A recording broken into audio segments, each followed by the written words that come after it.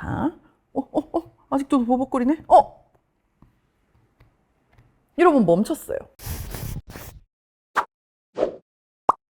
안녕하세요 여러분, 뉴스 속보입니다. 이제 아이패드를 맥북처럼 사용할 수 있다고 합니다. 그에 따라 이 시간부로 아이패드 프로 금지령을 조건부로 해제합니다. 제가 지난 몇 년 동안 여러분한텐 아이패드 프로가 필요 없다고 가스라이팅을 해왔었죠. 기억나시나요? 여러분, 이 세상에 아이패드 프로가 필요한 사람은 분명히 있습니다.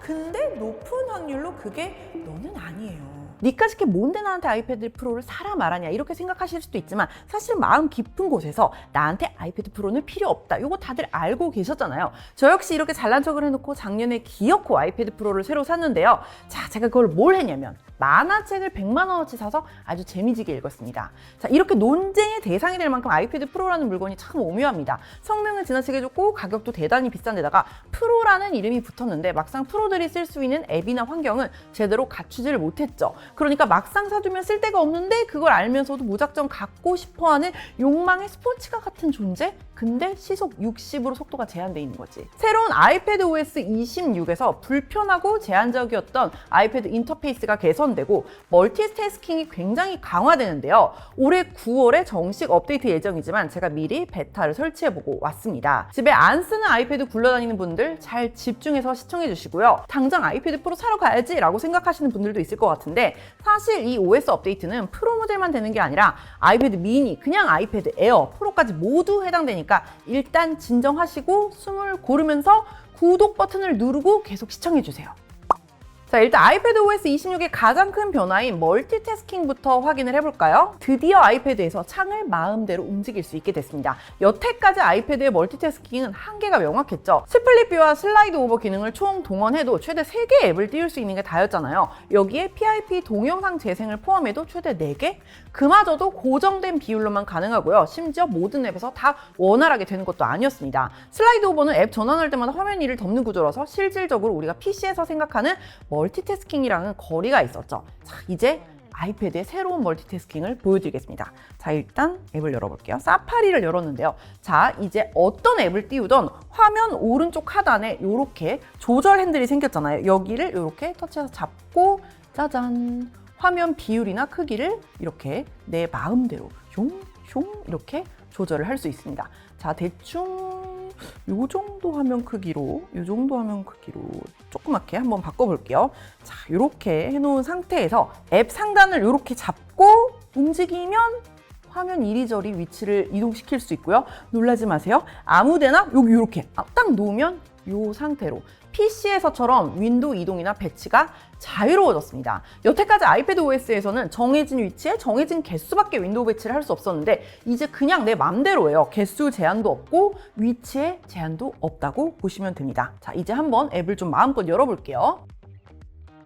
이거보다 더 많이 열면은 뭐 그렇게 직관적이지 않겠지만 창이 서로 겹쳐져 있어도 되고 화면 밖을 이렇게 삐져나가도 되고 진짜 맘대로예요. 여태까지 이게 아이패드에서 안 됐다는 게 뭐 더 어이없으실 수도 있지만 창 크기 조절과 이동, 배치가 자유로워졌다는 것만으로도 여태까지의 아이패드와는 사용 경험이 완전히 달라지는 셈이죠. 그리고 방금 보셨던 것처럼 창 크기를 조절했을 때 앱마다 최소 크기의 차이가 있었는데요. 대부분의 앱은 가장 작게 줄이면 지금 보시는 요 계산기 크기, 그리고 여기 유튜브 앱 크기 요 정도로 줄어들더라고요. 근데 인스타그램 앱 같은 거는 워낙 비율이 정해져 있다 보니까 요것보다 더 작아지지 않고요. 그리고 지금 네이버 웹툰 앱 같은 경우에도 요거보다 더 커지지도 않고, 그리고 이 앱은 신기한 게 전체 화면을 해도 요 정도 크기까지밖에 커지지 않더라고요.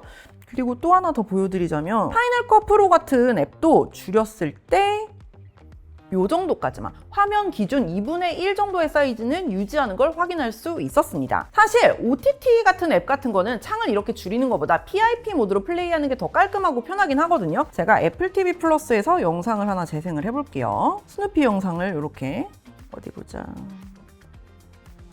이렇게 어머 깜빡거리는 거 보여? 지금 제가 앱을 너무 여러 개 열었잖아요. 그러면 이런 식으로 좀 과부하가 와가지고 아직 베타다 보니까 이렇게 오류가 생기는 경우도 있더라고요. 잠깐만, 앱을 좀 꺼줘야겠어. 자, 아직도 버벅거리네? 여러분 멈췄어요. 이런 경우가 되게 여러 번 있었는데 이렇게 실시간으로 보여드리게 될 줄은 몰랐어요. 지금 멈췄거든요. 지금 베타에서 제가 멀티태스킹 테스트한다고 너무 여러 개를 열면 이런 식으로 뻑이 나가지고 벽돌이 되거든요. 자, 이럴 때 여러분 어떻게 하는지 알려드리겠습니다. 아이패드를 이렇게 보시면 여기 버튼이 있잖아요. 여기 위아래 버튼이 있고 여기 전원 버튼이 있잖아요. 위 버튼을 짧게 누르고 아래 버튼을 짧게 누르고 그리고 상단에 있는 상단 버튼을 길게 눌러요. 곧 꺼질 거예요. 자, 그리고 애플 로고가 나올 때까지 상단 버튼을 계속 누르고 계시면 됩니다. 자, 재부팅을 하고 왔는데요. 애플 TV 플러스 앱에서 영상을 한번 재생을 해볼게요. 영상을 보고 있다가 이 버튼으로 PIP 모드로 화면을 재생하며 이렇게 애플 TV 플러스 앱과 재생 화면이 분리가 되게 됩니다. 그래서 이렇게 재생창은 여기서 내가 원하는 사이즈로 뭐 이렇게 더 줄일 수도 있고 더 키울 수도 있고 애플 TV 플러스 앱은 이쪽에다가 내가 원하는 사이즈로 조절을 해서 원하는 위치에 놓고 계속해서 컨텐츠를 감상하면서도 컨텐츠 리스트랑 다른 거 올라온 재밌는 영화나 드라마 뭐 있는지를 둘러볼 수 있는 거죠. 재밌죠? 기존 아이패드 OS에서도 영상 보다가 이렇게 나가고 다시 애플 TV 앱을 열면 이렇게 컨텐츠 둘러보기가 가능은 했는데 이제 멀티태스킹이 이거보다 더 안 되는 거지. 이렇게 나가버리면 그냥 이 앱이 닫히니까 이 정도까지는 할 수 있는데 불편하죠? 아까 보여드렸던 것처럼 한번 크기를 조절하고 위치를 지정해 두었던 앱은 앱을 완전히 화면에서 숨겼다가 다시 열어도 이런 식으로 원래 지정해 뒀던 위치에 딱 표시가 됩니다. 이것도 맥이랑 똑같죠. 최대 몇 개의 창을 띄워둘 수 있는지는 그 앱이 무엇인지와 그리고 내가 사용하고 있는 아이패드의 사양에 따라서 달라질 것 같은데요. 제가 아까도 테스트를 해보니까 지금 현재 쓰고 있는 게 아이패드 프로 M4 13인치 모델인데 창을 한 8개, 9개까지 띄워도 괜찮거든요. 근데 거기다가 영상 플레이 앱을 하면은 너무 무거운가 봐요. 일부 창이 껌뻑거리다가 안 보이고 그대로 먹통이 되는 현상이 여러 번 발생했습니다. 그러니까 여러분 아직은 베타 올리지 마세요. 저는 평소에 맥에서도 워낙 수십 개의 창을 띄워두고 쓰기 때문에 하루에도 진짜 100번씩 쓰는 기능이 바로 미션 컨트롤인데요. 맥북에서 트랙패드에 세 손가락을 대고 위로 스와이프하면 내가 지금 열어둔 앱 창들이 겹치지 않게 작게 정렬돼서 한눈에 확인할 수 있는 기능인데요. 이게 아이패드 OS에도 익스포제라는 기능으로 들어갔습니다. 화면을 아래서 위로 스와이프하고 이렇게 놔주면 짠! 이렇게 깔끔하게 내가 지금 열어둔 앱들을 한눈에 볼 수 있게 정렬해서 보여주고요. 내가 여기서 원하는 앱을 선택을 하면 그 앱이 이렇게 최상단으로 뜨게 다시 정렬이 됩니다. 저는 개인적으로 이 기능이 멀티태스킹의 최고봉이라고 생각을 하거든요. 창 여러 개를 어지럽게 겹쳐서 사용하고 있을 때도 이렇게 하면은 앱 전환이 진짜 쉽단 말이에요. 막 찾아 헤맬 필요도 없고 내가 만약에 이렇게 파이널 컷 프로로 막 편집을 하고 있었어. 근데 갑자기 메모장을 찾아야 되는데 보이지가 않아. 그러면은 익스포제 기능으로 이렇게 올려가지고 메모장이 여기 있네 하고 바로 열면 되니까 혼란이 없어요. 참고로 아이패드 OS에서도 트랙패드를 연결해서 할 때는 맥에서처럼 세 손가락으로 트랙패드를 스와이프하면 되는데 살짝 홀드하고 있으면은 익스포제 뷰로 진입을 합니다. 윈도우 제어 기능도 아주 친숙한 인터페이스가 적용이 됐습니다. 이렇게 여러분 정신없이 창을 띄워두고 작업하다가 화면에 빈 공간을 아무데나 터치를 하면 짠! 이렇게 앱이 좌우로 숨김 처리돼서 홈 화면을 이렇게 바로 확인하실 수 있습니다. 그리고 또 다시 아무데나 빈 공간을 딱 터치를 하면 원래대로 앱이 정렬이 되죠. 혹은 화면 하단에서 위로 스와이프하는 동작을 하면 이렇게 앱들이 좌우로 숨김 처리가 되고요. 완전히 앱이 다 안 보이게 처리를 해버리고 싶다 그러면은 한 번, 두 번 스와이프하면 이렇게 완전히 숨김 처리를 할 수도 있습니다. 그리고 이것도 익숙하실 것 같은데요. 특정 앱에서 상단을 두 번 터치하면 전체 화면이 되고 다시 두 번 터치하면 이렇게 크기가 줄어듭니다. 이 인터페이스도 맥이랑 동일하죠. 당연히 지금 소개해드린 인터페이스들은 터치는 물론 트랙패드에서도 가능합니다. 그리고 맥이랑 진짜 비슷한 변화가 두 가지 더 있는데요. 이미 눈치채신 분들도 있겠지만 모든 앱에서 상단 왼쪽을 터치하거나 여기에 커서를 대면은 이런 식으로 맥에서 익숙한 신호등 형태의 메뉴창이 떠가지고요. 바로 창 닫기, 최소화, 전체 화면 전환이 가능합니다. 그래서 이렇게 전체 화면으로 바꿀 수도 있고 최소화를 할 수도 있고 빨간색을 누르면 이렇게 앱을 끌 수도 있죠. 근데 아이패드 자체가 터치가 가능한 인터페이스라서 아까 보여드린 것처럼 상단 2번 탭 기능을 저는 더 많이 쓰게 되더라고요. 그리고 또 하나의 변화가 아이패드 화면 상단에서 아래로 살짝 화면을 쓸어내리면 맥에서 보던 그 메뉴바가 표시됩니다. 저는 지금 파이널 컷 프로를 활성화한 상태잖아요. 그러면 파이널 컷 프로에 맞는 메뉴바가 나오고요. 메모 앱을 또 다시 활성화하고 쓸어내리면 메모 앱에 맞는 메뉴가 나오죠. 그리고 계산기 앱에서 쓸어내리면 계산기에 맞는 메뉴가 나오고요. 앱 내 설정에 더 빨리 접근할 수 있는 거라서 반가운 변화입니다. 그리고 여러분, 이번에 또 재밌는 인터페이스 중에 하나가 뭐냐면 창의 윗부분을 손가락이나 커서로 잡고 아무 방향으로나 살짝 밀듯이 던져주면 되거든요. 자, 오른쪽으로 던져볼게요. 샥 던지면 보이세요?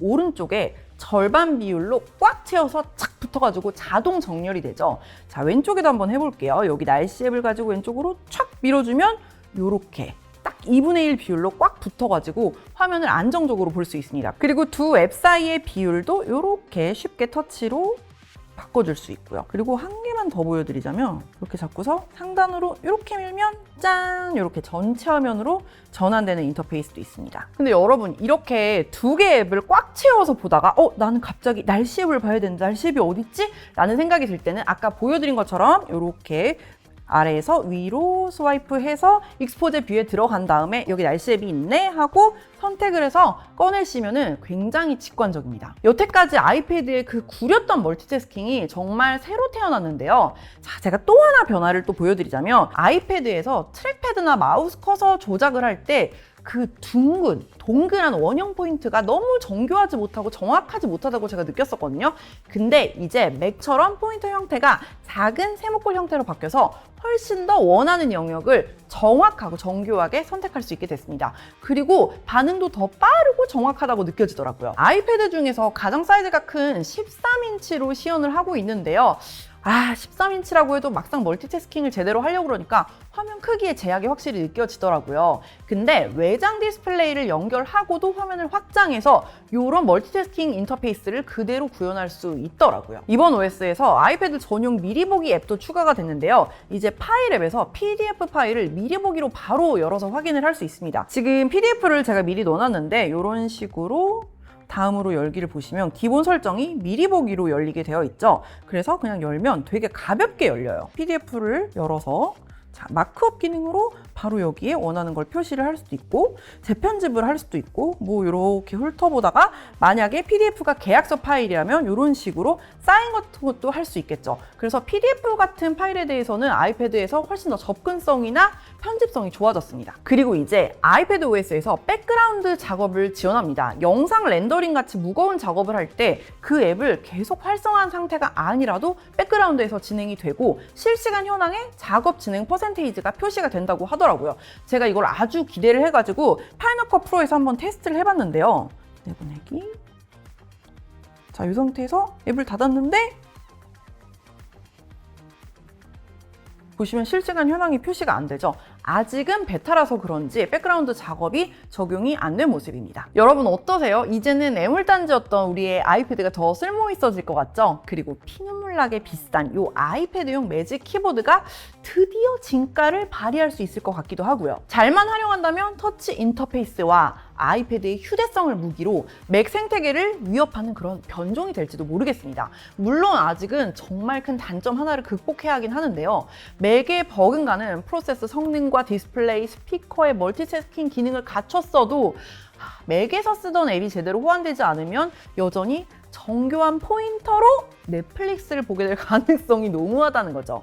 아까 말씀드렸듯이 아이패드 프로만 지원하는 업데이트가 아니라 모든 기종에서 업데이트가 이루어지기 때문에 섣불리 갑자기 아이패드 프로 사러 뛰어가지 마시고요. 제가 업데이트 대상 아이패드 모델은 더보기에 정리를 해두도록 하겠습니다.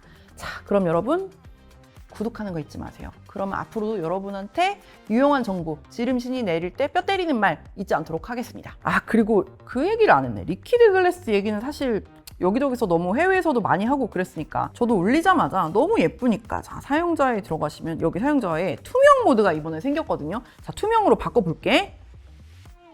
너무 예쁘잖아. 너무 예쁘잖아. 솔직히 너무 예쁘긴 하잖아. 근데 이렇게 썼더니 문제가 뭔지 알아? 앱을 찾을 수가 없어. 여기서 앱을 찾을 수가 없는 거야. 내가 할미라서 그런가? 그래서 당장에 기본 모드로 바꿨다. 개인적으로 오류라고 생각했었던 게 하나 있는데 지금 여기 글씨가 있잖아. 근데 이렇게 내렸을 때 여기까지 블러가 돼. 블러 처리되는 영역이 너무 넓어서 이것도 베타의 오류가 아닌가 싶다. 뭐 인터페이스 예쁘기는 한데 유리 이렇게 되는 거 예쁘기는 한데 이게 맥 같은 데서도 써보니까 살짝 가독성이 떨어지긴 하더라고요. 어쨌든 오늘 리뷰는 일단 여기까지. 바이바이. 내가 만화책을 어쩌다가 100만원어치를 봤냐면 최애아이 이런 것도 나는 단행본으로 보거든요. 여러분 단행본이 훨씬 재밌어. 이게 내가 진짜 추천하는 게 있어. 세븐시즈. 이거는 외전 포함해서 36권까지 있어요. 그래서 내가 다 샀어. 근데 이거 보면서 좀 울었어. 근데 원래 뭘 보면서 잘 울지 않거든? 이거는 인류가 모두 봐야 할 만화야.